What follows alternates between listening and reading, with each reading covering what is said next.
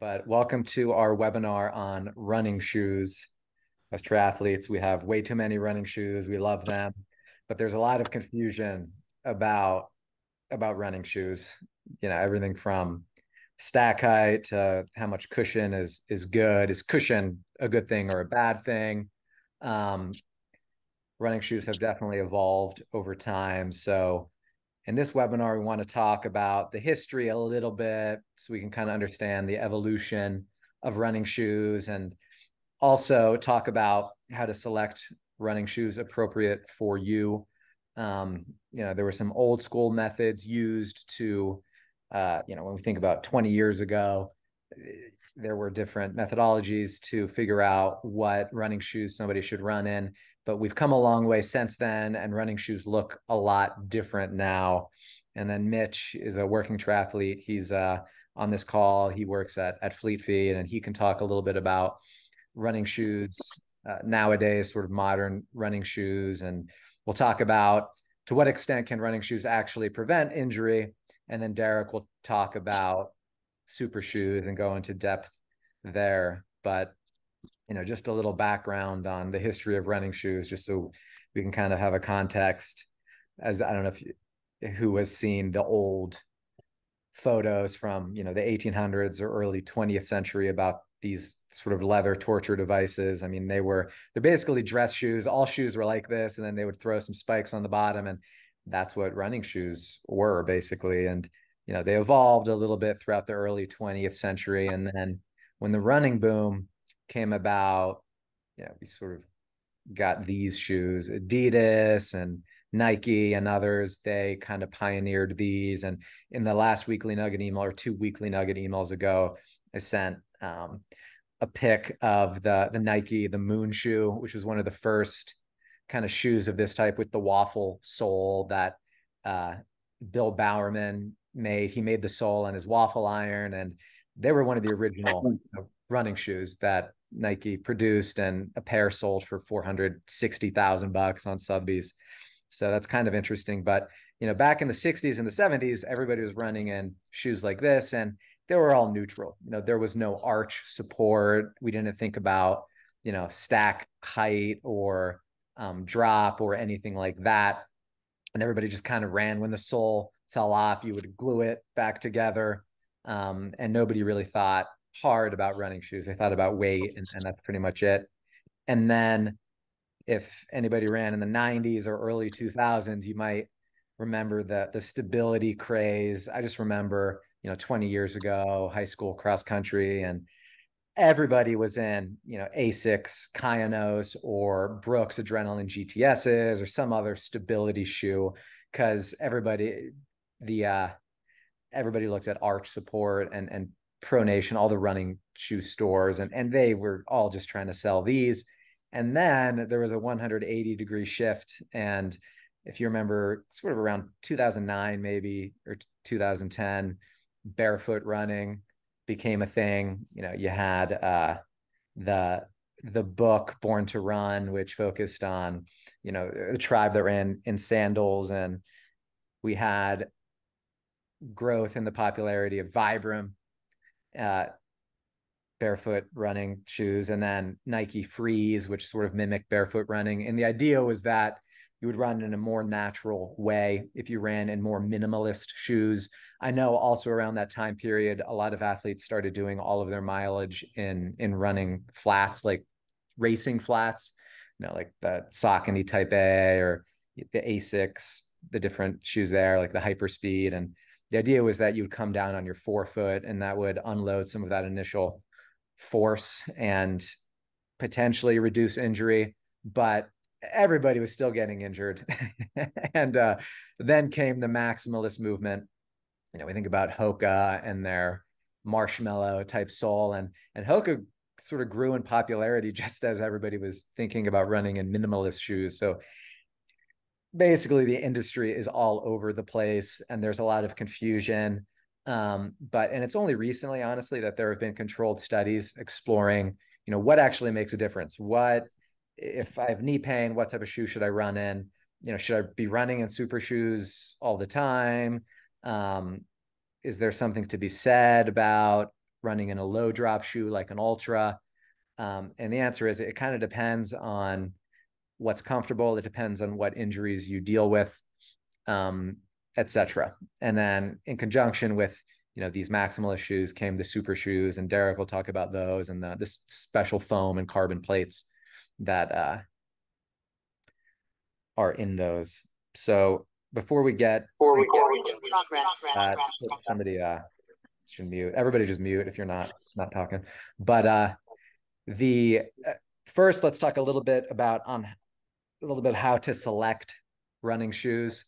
So there were some old school methods. You might remember the wet newspaper test. You'd basically wet your foot and step on newspaper or something else, and the shape of your sole would show up on the substrate. And you could tell if you had a normal arch or a high arch, or if you had a flat foot based on the footprint. And then basically based on that, running shoe stores would be like, okay, you have a high arch, run in this shoe, or you have flat feet, we definitely need a motion control shoe, or you're neutral, you can run in neutral. But we know that there's actually no correlation between what type of shoe you should be in and the arch type you have. So this is an outdated method. It doesn't matter, just forget about it. And then sort of around the same time or after, we started looking at the extent to which an athlete would pronate or supinate. And there is some credibility to this approach in that if you pronate a lot, which means that when you land, your foot rolls inward, you actually could benefit from being in a stability shoe, something that controls that pronation inward. If you're have a neutral sort of foot strike, then you should be running in neutral shoes. And then, if you supinate or, you lean outward, some type of stability or motion control shoe could be helpful. But, it's still not, there are other things that we want to consider beyond this also. But we'll talk about it a little bit later, that this is, if you do pronate heavily, a stability shoe could help. And then we also should talk about this maximal cushion movement a little bit more, because so many athletes are running in Hokas, and we have the Asics 1080s, which are a thicker, heavily cushioned Asics shoe. A lot of different shoe companies are making sort of high stack cushioned shoes, and everybody always thinks, oh, well, it reduces the impact of the foot strike. And it's interesting because even like 3 years ago, there was a study that was really saying, well, actually they don't. Athletes, they actually end up landing with a stiffer leg, and the force is actually greater as soon as they hit. So we would expect more injuries, actually, if you're running in maximally cushioned shoes.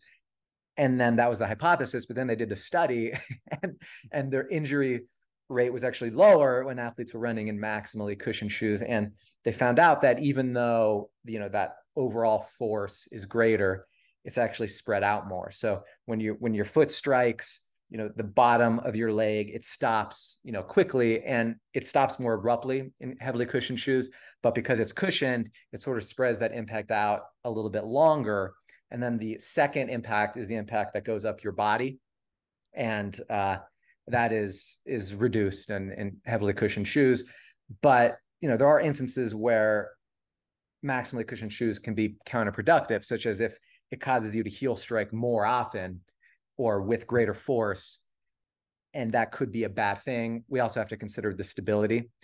There's less stability maybe in a heavily cushioned shoe. Think about a high drop, heavily cushioned shoe. The platform could be less stable. So then we see ankle injuries a little bit more often now in heavily cushioned shoes and in super shoes. So anyway, there's less, it isn't crystal clear that heavily cushioned shoes are better for everybody. It kind of depends. But moving on from these old school methods, which was, how much do you pronate? What is your arch type? We now know that there are some other ways to actually get at what shoe you should be in. And, a few years ago, exercise scientists, they proposed this comfort filter concept. And the idea more or less is just run in whatever feels good. But, that it's easy to say that, but what does that actually mean? And it literally means that your body can, and your mind, if you throw in a running shoe, you're going to feel more comfortable in one shoe over the other. And that comfort means something. There's this cool study that was done with 206 military personnel. And one group just used the normal shoe with no insert, and the other group used one of 6 commercially available inserts. And the inserts that each individual used was sort of based on comfort. They kind of looked at their foot, tried to get one that worked well, got feedback from the test group, and these individuals, they did their training over a period, and the group that used the inserts experienced fewer injuries. It was something like 3 times less stress fractures, and overall injury rate was lower. So that there's something to be said for this. But to get at this, you have to try on different shoes and test them. And then after this comfort filter, which was sort of like a nebulous concept, the next advancement in running shoe selection was this concept of the habitual motion path, which involves understanding kind of how an athlete's ankles and knees move. All of our knees and joints, they move in unique ways. And the idea was that, there was this method, and you establish a runner's kind of joint path based on their half squat and the way their knees and ankles move. And the variance from that is basically the deviation index. So, different running shoes will force you to kind of stray from that ideal natural path that you have. And when athletes ran in shoes that strayed or forced them to not really run in that perfect path, they experienced more cartilage compression as measured in the lab. Each athlete did a 75-minute run, on shoes that sort of encouraged them to move through that good habitual motion path, and others that didn't. And the difference in cartilage compression in the knees and other areas was much higher. So, combining the comfort filter and this is probably the best way we have right now for you to select a running shoe that works for you.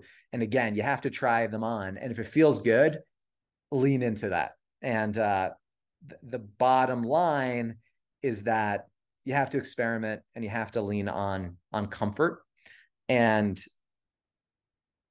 that's important. And then, but one additional thing is you have to be aware of how you're running also. We don't want you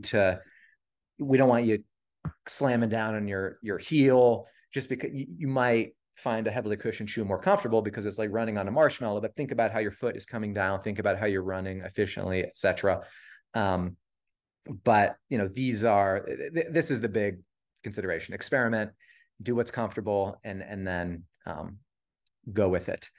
And there are so many shoes out there, obviously, right now. And Mitch Ott is on this call, and he has a lot of experience fitting runners into shoes, and he's gonna talk about some factors that can influence running shoe selection, and maybe chat about his experience with running shoes. Mitch, did you want to chat? I don't know if you wanted to share your screen or just talk. I could just talk about it. Either way. But yeah, I'm Mitch. I work at Fleet Feet. I've kind of worked there for, I guess, 6 months since I've been in Nashville, but previously back home in Orlando. And we typically, about 80% of the people that walk in the store come in and have no idea where to start. They don't know, they look at a shoe wall that has 30 plus different shoes on it and get kind of overwhelmed and need help getting started and get some direction. So the first thing that we always go for is what are you going to be using the shoe for? Are you looking for a race shoe? Are you looking for something to walk in, something to run in, everyday runs, easy runs, long runs? What are you training for? Are you running 5K, 10K, marathon, ultra marathon? So there's kind of a shoe well, nowadays there's a shoe for kind of every specific run that you could imagine, really, and different distances, different speeds. So aligned with that is kind of the fit of the shoe. We emphasize the way the shoe is gonna fit. If it's wider in the toe box, if it's wider in the heel, if it's narrow in the heel and wider in the forefoot. Does it have a like higher volume, so a little bit taller shoe? A lot of people have higher instep, which is something to consider. If you ever get numbness on the top of the paint or on the top of the foot, or in the toes, that could just be lacing a little bit too tight. So you need a higher volume shoe to where you can still get that snug fit. But overall, a multitude of different shoes for different uses and fits.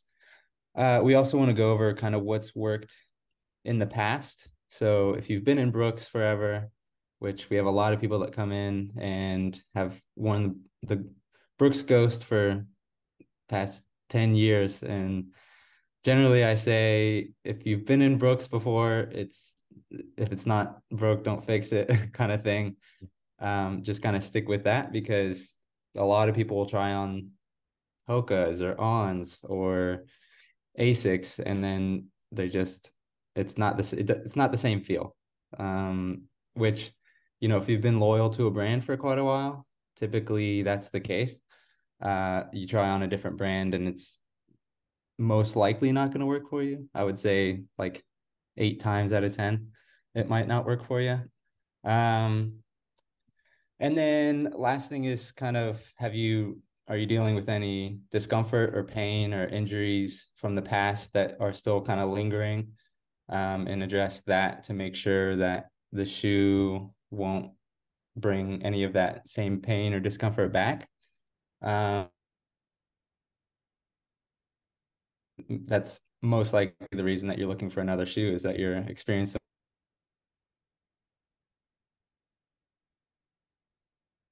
Whoop, I think he disappeared. Um, can anybody can everybody hear me? Yeah, I can hear you. Okay, cool. But there were some good Oh, things in I think he's there. back now. Have come out with max cushion, just soft plush shoes, and that is kind of the way the market is going. A lot of people come in and the first thing they say is, I'm just looking for a soft cushioned shoe. And so that's just the way most brands are leaning. If you look at something, I mean, there's varying degrees of cushion. So if you look at Hoka, a lot of them have really thick sole, and when you know put your foot into it, it's gonna feel very soft. But this form of cushion is going to be different than an A6 form of cushion. I mean, this has even more meat to it. It's a lot of shoe. But the form of cushion that this is compared to the Hoka, I would say the Hoka might be a little bit softer, a little bit more plush, whereas this might have a little bit more firmness to it. But the difference between the two, I would say, you know, kind of comes into when you're actually running at a decent speed. I mean, I did an easy day in that the new Asics Nova Blast 4. And it's not super cushioned, but it still has a fair amount of bounce to it, responsiveness, and energy return. So, you know, you kind of have to consider um, the way, like what run you're doing, and kind of the running style. That kind of reflects back on whether you need stability or not, too.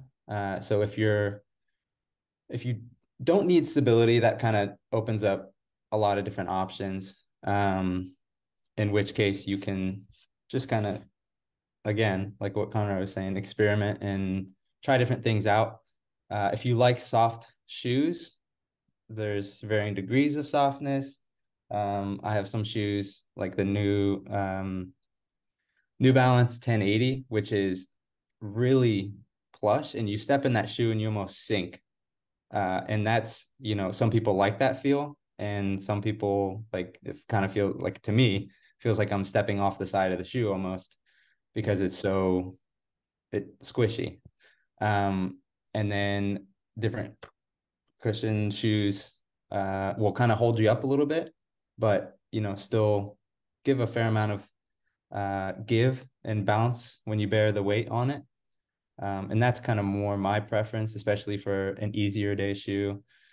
I wouldn't go like max cushion and max softness for a day when you're supposed to kind of pick up the speed.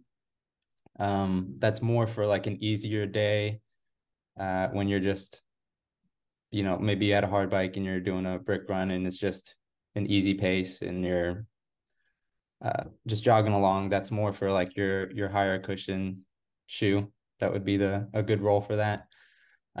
If you're doing like tempo work or you're picking up the pace a little bit, maybe something that doesn't have as much like stack height to it, not as much cushion. I like the New Balance Rebel.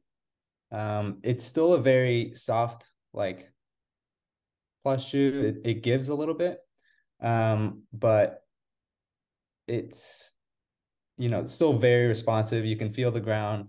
It's flexible, and you can definitely pick up the pace in the shoe. It's not a plated shoe, so it won't destroy the legs. It doesn't have a chance of really giving too much energy return to where you're putting a lot of stress on the legs.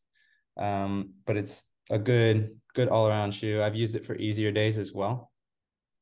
And then if I'm doing like a longer run where I have tempo towards the end, definitely something that mixes like cushion and energy return, and just overall will feel good. Like it'll allow you to pick up the pace and still uh, perform towards the end of your run, and not put too much stress on the legs.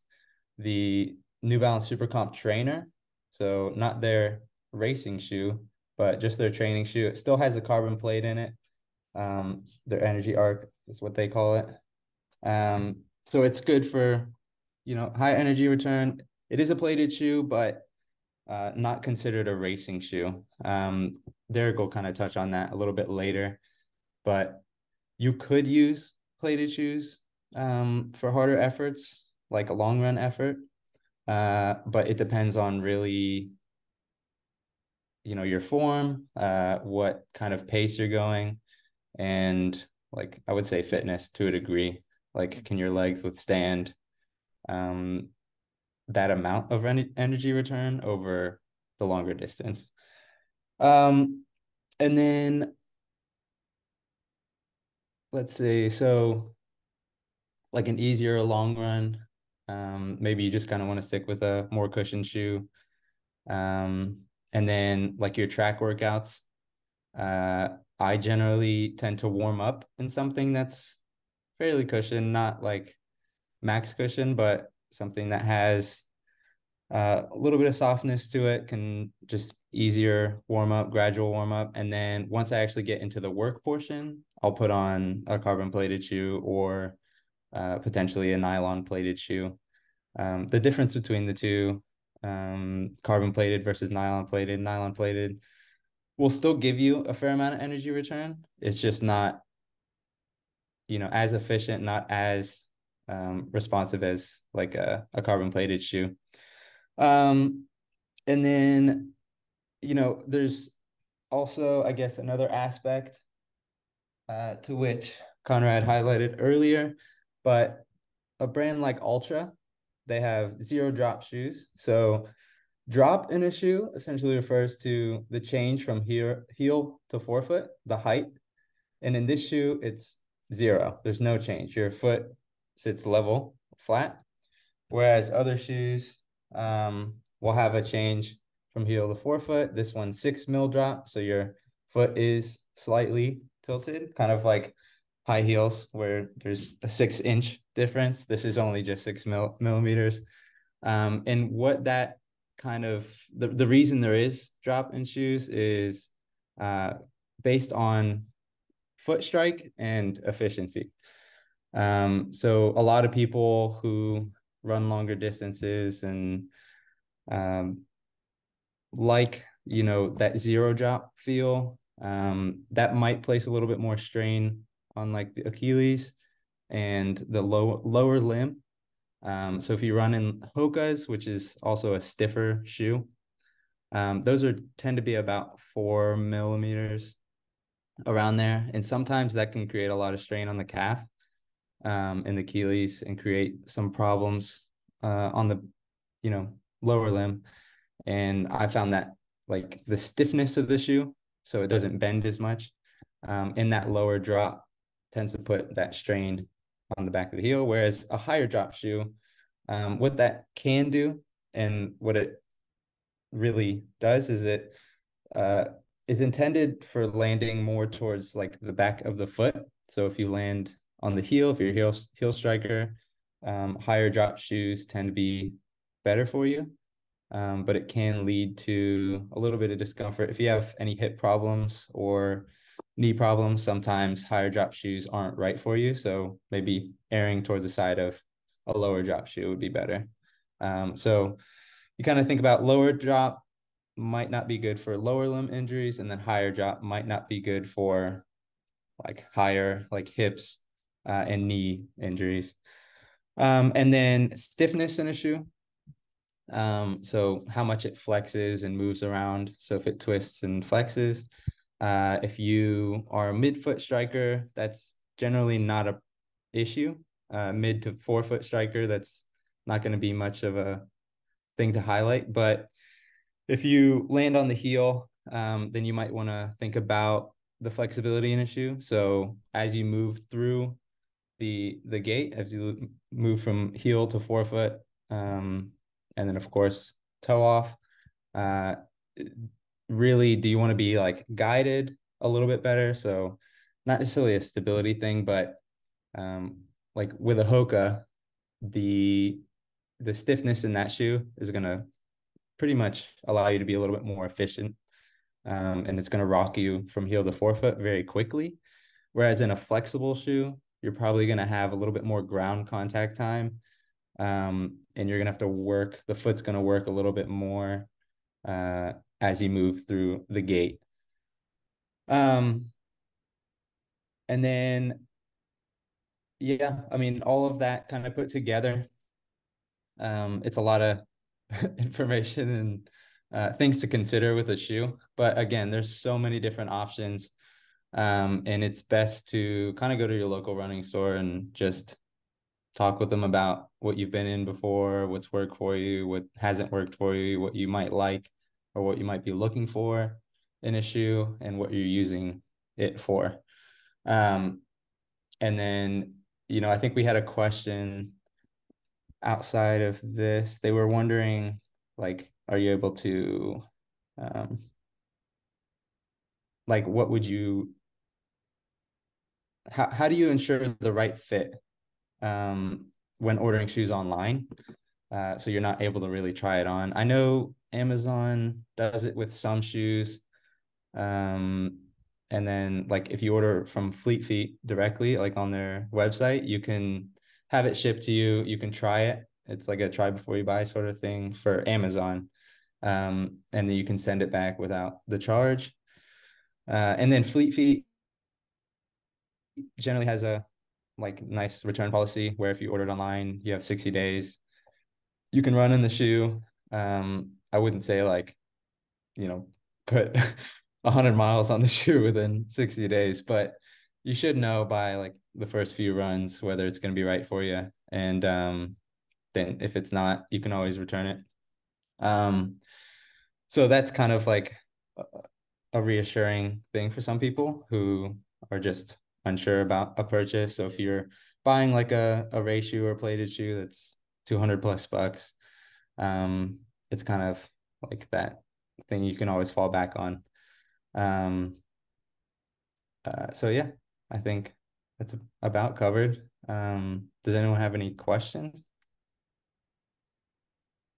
No, I mean that's awesome. Very informative. as I get older, I tend to notice the drop mattering a lot more. And your point about the high drop shoes sort of putting a little bit more stress on the hips, I definitely feel that. Um, and especially for high intensity workouts, everything is just magnified. And if I do a higher intensity workout in high drop shoes, man, my hips and upper hamstrings, they're hurting a little bit. But having coached, hundreds of athletes, the zero drop shoes, there is a pretty remarkable correlation between calf strains and athletes running in things like ultras or zero drop shoes. So you have to be really careful, I think, no matter what. And to your point about an athlete being sufficiently durable to run in super shoes often in workouts, I think that's a fair statement. And I think it also applies to just integrating any running shoe type into your rotation. It's like you want to ease into it. We know that rotating through a number of different shoes reduces the risk of injury. It's good because it'll stress the muscles and tendons in a different way. Just that slight difference reduces injuries, and we have data on it. I'll talk about in a little bit, but yeah, all of that is good stuff. And one other thing about the cushion that I think is interesting to think about. I remember like 10 years ago trying to run in the Adidas Supernova when they really went more maximally cushioned, but they used EVA foam, and it was just like really sloppy. And I think the difference between now and the heavily cushioned shoes now is the foam is just a little bit better. It's different. It's a little bit more. Well, it's firmer, but also not. It's just I feel like it's not as sloppy. And the carbon plate in there, I think, or nylon plate kind of can help that as well. But I think we've come a long way in just cushion shoes, and that's why a lot of athletes like them and can run big mileage in them now. Um, does anybody have any other questions about any running shoes or current models or anything? Hey, Conrad, two quick questions. One, if typically I get a pair of new running shoes, I'll pull the insole out and put another insole in there. Is that changing the foot relationship with the plate and the foam? First question. And second question is, do you recommend, looking at other model shoes? Someone has a serious ACL tear, reconstructive surgery on the ACL. Do you recommend going back in and saying, hey, geez, does my body mechanics change as a result of this ACL surgery? I can take that if you want. Yeah. So with an insert, we of course work a lot with inserts. We have a range of different options, whether it's custom or just the prefabricated ones. When you select a shoe, that's going to be different than when you select an insert and what the use is for that insert. With an insert, that's kind of customizing the fit a little bit more. So when you talk about efficiency of the shoe itself and the performance of the shoe, the insert is going to kind of emphasize that a little bit more. What it can do is, as the foot, most people have a little bit of movement with the foot when they're running. So your arch essentially will flex as you bear weight, and that kind of spreads or allows the foot to splay a little bit. So when you hold up that arch, it's not flexing, it's not working as much. So that's going to save a little bit of energy with the foot itself or strain on the foot. And then when you're talking about like having reconstructive surgery and ACL tears or MCL tears, I generally always, the first thought is we want to make sure they're stable while they're recovering from the injury. So a stability shoe is definitely the route that we would consider, regardless of the way their ankle moves or their foot moves, just because it would be better to have a little bit more direction with the shoe itself. That way we're not, again, stepping into a super soft plush shoe and potentially falling off the side of the shoe. Not literally, but it's going to be a little bit less supportive, little bit less structured than a stability shoe that's intended to keep you guiding straight forward through the gate as opposed to a potential roll from side to side. Yeah, that was a good question, Lou. And just another comment about inserts and insoles. I know that one argument against them universally is that it can cause your foot maybe to be a little bit weaker. Um, and this goes back to that barefoot running movement. The idea was you would strengthen your feet running in minimal shoes, etc. But I am very firm in the belief that, if you're experiencing an injury because of a lack of support, it's a good wager. Like running 40 miles a week or running on pavement is not a natural thing anyway. So it's if you're experiencing an injury, especially an ankle injury, that support is going to be beneficial. I'm a fan of insoles especially for ankle injuries. And I know that, talking about super shoes and heavily cushioned shoes, I would say over the last 2 to 3 years, we've seen an uptick in posterior tibialis tendonitis, which is the tendon that goes around the ankle, like sort of up the calf. And athletes, when they recover from that, thinking about Chris is on this call. I know Katie O'Connell dealt with this. I dealt with it. Philip Weinstein. And again, before super shoes, this was not an injury that anybody ever had. But sometimes just running for a month or two in those insoles can kind of help heal that. And then you can kind of work on not wearing them. But, I think it kind of depends. And this goes back to this concept of rotating through a few different types of shoes so that you aren't weakening certain areas of like the calf complex or the ankle, hips, etc. I think it's good to rotate for many reasons, including that. So and then one other thing, if you're using an insert like a super feet, I know that they recommend using a neutral shoe because, if you're stacking a super feet insole, which has arch support, into a stability shoe, which already has arch support, that's going to be an issue. It's probably not going to be ideal. But I know when I was dealing with posterior tibialis tendonitis, sort of an ankle injury, I put super feet into the Alpha Fly, and the Alpha Fly notoriously, it really, if you pronate, it's going to be visually, it's going to look like your ankle is going to rip off because the pronation is so apparent. And that felt good. I'll still do workouts where in the Alpha Fly with the super feet insole feels good. It got me through an Ironman just fine, and it felt really good. So all these are good considerations. And when it comes to knee injuries, it does seem, I mean, again, we don't want to make blanket statements, but it seems like the less drop, the better up to a point, because it will encourage your foot strike will basically you'd end up applying less stress to your knee, less shearing, etc. in a zero drop shoe. But again, you're going to tax your lower leg more. So again, I'm a fan of rotating through different shoes. Those were good questions. Anybody else have any questions? Nope. Then, are you? Yes. Wait, we can't hear you. Can you, looks like you're muted. Oh, can I unmute you? Is it working? It went back and forth a couple times. Yeah. It went back and forth. Try to unmute. I won't press it. I won't press to try to unmute you. There we go. I think we can hear you. Okay, I think it's working. That was weird.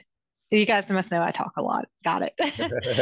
Okay, so I have a question. So you were talking about rotating through shoes, and one of the things I don't think I heard Mitch talk about was how many miles to put on a shoe. So I have, when I do just my long junk, whatever, easy miles, I tend to find like a really cushiony shoe, and it's like I run in it. It's like mostly until it's like I feel the bounciness is out of it. It's normally about 300 to 400 miles. Is there normally like a go by? Yeah, I think. Oh, go ahead, Mitch. I'll let you take this one. Okay.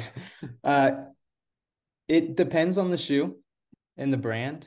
But generally we say 300 to 500 miles is the lifespan of the shoe. I find that certain brands like Hoka and On don't have that sort of lifespan. When you think about like what it's made of, what those brands use in the composition of foam that they're using, I just tend to find that Hokas and Ons don't tend to have that much lifespan, whereas a Brooks shoe has probably that upper limit in life to it. But generally, I mean, between 300 to 500 miles, I would pay attention to like the way the outsole looks. So, like how does the rubber look on the bottom? If there's any like flat parts, that's probably a sign that you're about towards the end of the life of the shoe. That can also be a sign of the way your foot lands and what your gait looks like. So if it's wearing on one side versus another, that's something to look at. And then when it comes to like plated shoes, you're not going to get much life out of them. So like a carbon plated shoe, that's something that you would, and I'm sure Derek will touch on it, but something you would only run in just a few times before your event. And then once the event's done and over and you've kind of competed in the shoe, then you put it back in the closet and wait for your next race. And then I guess that kind of covers it with lifespan of a shoe. Yeah, that was a good question. If you start feeling niggles, I think it's always a good time to upgrade and get a new shoe too. That new shoe feel is awesome. So it's fun just to get new shoes all the time. I have more shoes than my wife. It takes up half the closet. It's a lot. But anybody have any other questions before we move on? Just a little bit more discussion about how running shoes can or can't prevent injury.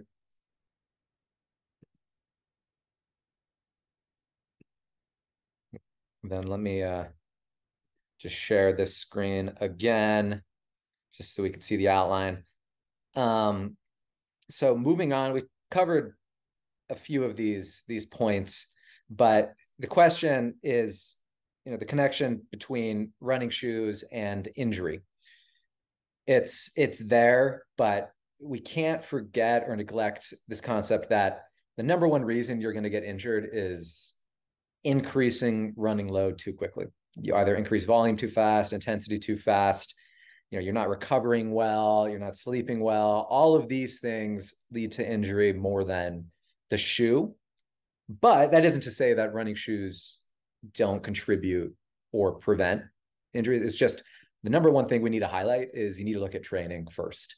As we talked about before, foot type has no relationship to whether or not a runner should use a stability shoe. It relates more to pronation. And as evidence, there was a study with 7,000 military recruits. They just randomly gave athletes or they gave shoes, I guess, randomly. And there was no difference in injury rate based on arch height and the shoe used. So that's kind of interesting. And moving to drop, when you're randomly assigning athletes, say a 10 millimeter drop, which is decently high, 6 millimeter drop, probably moderate, and 0 millimeter, the injury rate when it's randomly assigned there isn't really a correlation, but there is a correlation when we control for like what type of injury an athlete normally gets. Because again, as Mitch said, high drop shoes will remove sort of stress from the lower leg, and then the opposite for the zero drop shoes. So the idea with the zero drop shoe is that you run with a more natural gait. The idea with the 10 millimeter drop, as Mitch said, oftentimes there's a roll in there, so it's a more efficient transition from heel to toe off, and it alleviates a little bit of pressure from the calf and Achilles. But when we think about if you pronate a lot or if you have certain injuries that come up a lot, then you should consider that when selecting a type of shoe. And as I talked about before, there is evidence, there are studies that if you do pronate a lot, i.e. your arch sort of collapses inward, a stability or motion control shoe can help. You can also get a neutral shoe and put, an orthotic in there, like a Superfeet insole.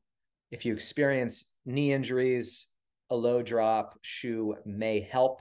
Again, when you have a zero drop shoe, you tend to feel the road better. You tend to come down on your forefoot more, and that reduces that initial impact I was talking about earlier, sort of naturally. And you tend to run sort of more like you would barefoot, and you tend to run a little bit lighter on your feet, and that's a good thing. Again, we already said 87 times that calf or Achilles issues go with a high drop shoe. And this is one other thing that I mentioned, but I really believe in this a lot. Rotating shoes can prevent injury. A study showed a 39% less risk of injury if you run in multiple shoes, probably because different shoes distribute impact differently, preventing undue strain in any one area. So it's a good excuse to buy a different, bunch of different types of shoes. A little bit lighter shoe for up-tempo work, heavily cushioned shoe for easier runs, sort of like Mitch talked about. But now, if nobody has any other questions, we can move on to super shoes, and Derek can kind of chat about that. Does anybody have any questions? Nope. All right. Well, I'll jump into super shoes. Can you guys hear me? Yep. Want to share your screen, or do you want me to? No, just leave that up there. Cool. Like kind of talked about earlier, Nike, it was kind of like the pioneer in the running boom, and they were certainly like the pioneer in the super shoes. I think around 2017 they came out with the Vaporfly, and that took off pretty quickly. They basically put a number like the next percent was like their campaign, because you're going to get a percent more efficient when running. Most companies have caught up since then. So I know for a while Nike kind of dominated the market, but Asics, Adidas, Hoka, Saucony, On, even they've all kind of caught up. But there's some companies out there that I don't think have either invested the time in creating a super shoe, or they just are behind it a little bit more. When you're looking at cost, most are going to fall around that $250 range, with the Alphafly costing about $275. And I think Mitch, you might know this, but I think the new Adidas shoe costs significantly more. Do you know how much it is? I think it's around like 400, close to 400 or something. Wow. Yeah, but people are going to buy it for sure, because I think in Boston, the top 3 or 4 people were wearing, at least in the women's field, were wearing the Adidas shoe, and you start to see trends like that. And obviously fitness is an element, but the shoes are helping. The good thing is though, the World Athletics has created standards is from stack height and other elements that kind of create the super shoes, from any distance on the track to the marathon. I think was it last year or 2 years ago in Kona when Gustav was wearing like an On prototype, and that was later not allowed. So go ahead. Or did you have something, Mitch? Yeah, it's $500. 500. So even more. But the cost of going fast, I think as triathletes though, people love equipment, and I can see a lot of people purchasing that shoe no matter what. But as technology has advanced, it is good that there are standards in place to ensure human performance is where it is, and we're not just running on pogo sticks of shoes with 100 millimeters of foam underneath our feet. But I guess I'll talk about some of the traits. I'll pull up the Alphafly here, and so there's two different things. The foam, so the Pebax foam is like a lightweight plastic polymer that is really lightweight and really supportive. I know other shoes that are not super shoes are also, incorporating this foam as well.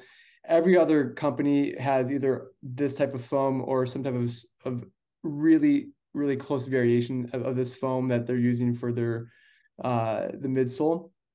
And then you have like the carbon plates, or so I don't know if all super shoes have carbon plates. I think some might have nylon. Do you know, Mitch? I mean, aside from like the endorphin line, which has the nylon plate, most of them do have the the carbon plate. Like I know that with Hoka, they have the Rocket X and the Carbon X, which is all Yeah. carbon plated. Okay. Yeah. So Saucony is the only one that doesn't have the carbon. I think there's one other, but I can't remember. Okay. But yeah, these two traits obviously offer a lot of benefits. I'll talk about some of the popular models first, and then go into some one of the studies I found. But from my experience and a lot of the athletes I work with, the Nike Alpha Fly, the Vaporfly, the Asics Metaspeed, Sky, and Edge, Hoka Rocket X, the Adidas Adios Pro, and now the Cloud. There's the Cloud Boom Echo, and then the Cloud Tri, which I think is a prototype still, but I think a couple people wore it in Kona this year, and then there was one person wearing it at Boston as well. I think they finished fourth or fifth. But those shoes tend to be the most popular. Actually, Saucony, yeah, the Endorphin Elites are really popular as well. As Mitch is showing those, some of the things you'll see in the key differences, the platform at the bottom. So like the Nike shoes are pretty narrow, where the arches compared to like an Asics or even a Hoka shoe. And I guess you can't really see in mine, it's blurred out a little bit. But, and I'll talk a little bit about this too, like if people are selecting certain shoes, what might be appropriate for them based on, their foot and how it interacts with the shoe as well. So one study I found, a guy was, testing the Vaporfly, the most recent model, the threes versus like the A6 Hyperspeed, which is like a more traditional running flat. So not quite like a trainer, but still a racing shoe. And the difference in economy based at certain paces goes like this. So the 6-minute mile, there was a 2.7 increase in running economy. At 8-minute miles, there's a 1.5 increase in economy, and at 940 pace per mile, there was less than 1%. So this shows you the slower you're running, there's less of a benefit. And I'm sure this is going to change too with every person and how they're interacting with the shoe, their form, and also like what their shoe they're coming from. Like, so a traditional trainer versus like a super shoe, there's probably going to be a bigger benefit. But the one thing I want to note here is like running economy is going to change throughout a race too. So like athletes, their form as they get to the later stages of a marathon or even like a half marathon, depending on how fit they are, the form's going to change, and that running economy is probably going to change from shoe to shoe as well. So I know that, the study that this guy did, he did, a self-study where he ran a marathon on a treadmill, and he found that, the middle section, so I can't recall exactly the protocol he used, but there at one point there was a bigger advantage in running economy as he felt more fatigued. And that's going to change again for everyone a little bit, just based on mechanics and how form changes throughout the race. But I know in past studies, they talked about like there's really no benefit after a certain mark, with super shoes. But running economy is one thing to look at. I think the other piece is how the foam is protecting the muscles a bit, because you're reducing muscular fatigue in the later stages of a race. So even if someone's moving slower, there probably is an element where they may be reducing muscle fatigue. So there could be a benefit there as well. So it might not translate to speed per se for like a slower runner. However, it probably will but correlate to some type of or less muscle fatigue later in a race.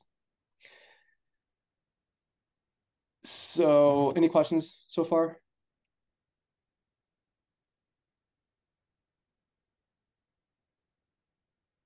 All right. And then the other thing I want to mention too is the test was completed on a treadmill and in a non-fatigue state. So again, as you move later into the race, that will change a little bit.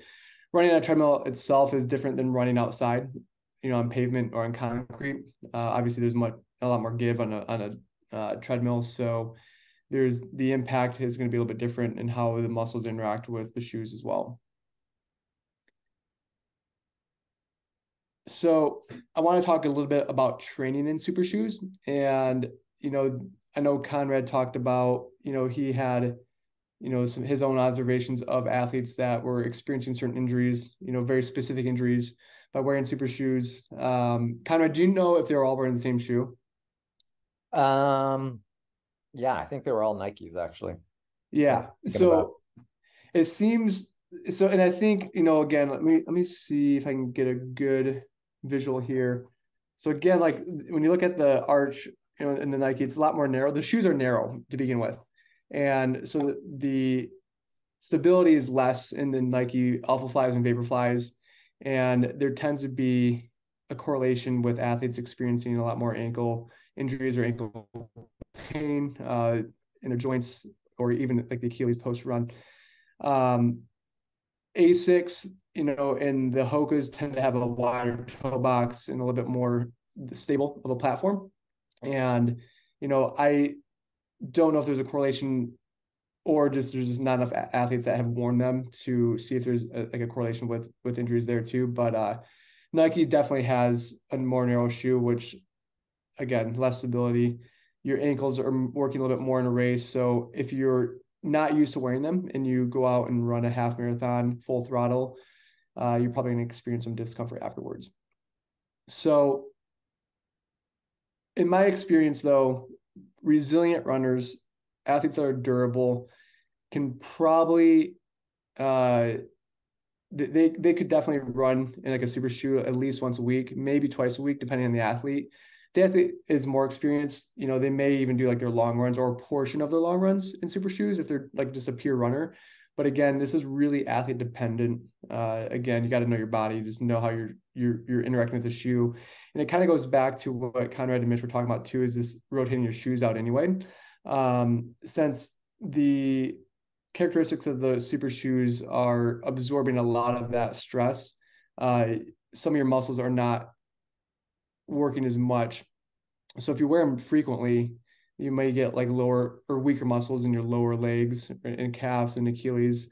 So that's something to be mindful of as well. The other thing too, like obviously when you put on super shoes, things are changing, like your cadence, vertical oscillation, again, muscles and soft tissue are interacting with, the shoe differently as well. So being mindful of like how much you're using them could be important. I know there are certain people out there, and from what I was reading and looking into this, it seems like older athletes will run solely in super shoes, just because they are plush. They offer, if it's the right shoe and they don't have stability issues, they enjoy it, and they haven't had any issues. So I think there is a correlation with certain shoes, definitely, aiding in some type of injury, but it might not be the case for every person. But some of the benefits, obviously, with training in super shoes, decreased fatigue over longer efforts. Same thing with a race. People notice that they may feel more recovered after an event, so they feel recovered quicker. When you're training in shoes, your super shoes, what paces and your threshold you can maintain for a race, and that's pretty important. So, like if someone's always wearing trainers during a speed session or some type of workout, you may not know exactly what you can maintain during a race, but it can be really, really valuable to know that information. And also just being familiar with the shoe to begin with. You never want to try anything new on race day. Same thing with shoes. Most people like to have them on a few times before they get into a race. Again, potential risk, injury or strain if not properly adapted. This goes to, just with any shoe, if there's a lot of support and muscles are interacting differently, you may not be stressing them enough and they get weaker over time. So anything else or any other questions right now? That?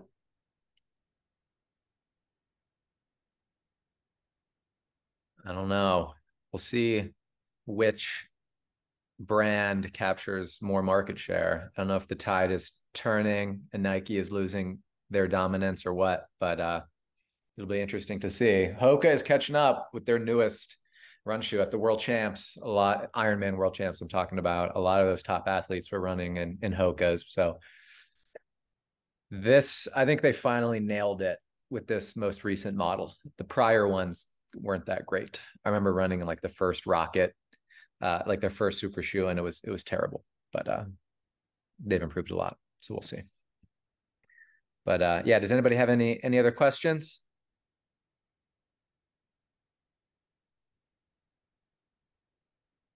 Nope. Oh, one thing I want to note too from this, my observations with the Alpha Flies. So the Alpha Flies are really difficult to get into, just because the upper is all one piece. So some people found beneficial to make a little cut near the ankle to slip your foot in easier. If you have wide feet, it may be beneficial, but just something worth noting. The A6, even the Vaporfly, they all have a tongue that you can get your foot in a little bit easier. But I know the Alpha Fly is a little bit more difficult for some people. Yeah, and then I'd add just to like the super shoe in the way we're using it, and in most of our races, I mean, we're doing 2-loop courses and there's a lot of turns, and these shoes are great for linear movement when you're going in a straight line. As soon as you take that turn, like we're talking about, like the medial side of the shoe is much more likely to come in. So if you have any instability issues, if you're a pronator, once you take that turn, it's going to put a lot of strain on the lower limb, and that could be definitely something to consider when dealing with a race shoe. And then I think Alicia asked about a cushiony super shoe to stand at work. She needs to maximize her work from a shoe. But a lot of people who like doctors and nurses, they tend to go for Hokas and Ons with just standing a lot at work. I think she's got boots on. Do you think it's a trend, like it's very much like a trend. Just based on like their environment that other people are wearing them, so they wear them too?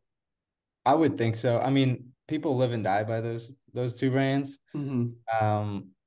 But a lot of us at the store who are fitting people every day, and we try all the Hoka shoes on, we try all the On shoes on, and that's like the least liked brands that we carry.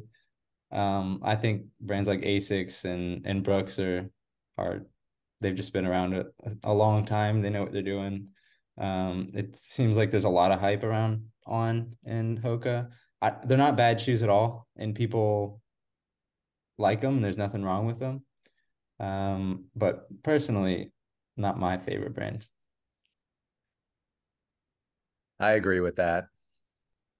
I mean, what about Nike? The Nike, I like the Nike trainers are good, but I mean, Asics still probably my I would say Nike and Asics my faves.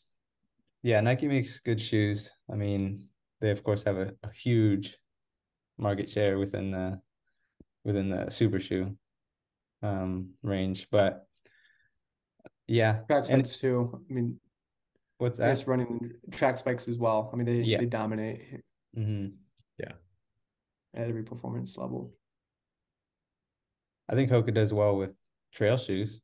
They have used their Vibram outsole. They're pretty good. They're yeah. stiffer. Well, it's interesting because you talked about how running in the Alpha Fly on a technical course can be tough if you're turning a lot because they're unstable, stack height is high. And I know Miguel, he used at Alcatraz, decided to actually use a Hoka, sort of, I forget the model. It was a weird esoteric one, but it was light, basically a trail racing shoe. And obviously it worked out well. He got third pro, and it was a good move, but he probably could have done fine in a super shoe, but it was probably a wash. I know it depends at the pro level there. Athletes, I looked back at like the history. Certain athletes use trail shoes, certain ones super shoes. So, but it's interesting that course can play a role for sure. All right. Well, if nobody has anybody have anything else they want to talk about? Nope. Awesome. Well, thanks for hopping on, everybody. I'll post this on the webinars page if you want to look back at anything, but thanks for joining, and we'll see you next time. See ya. See ya. Yeah.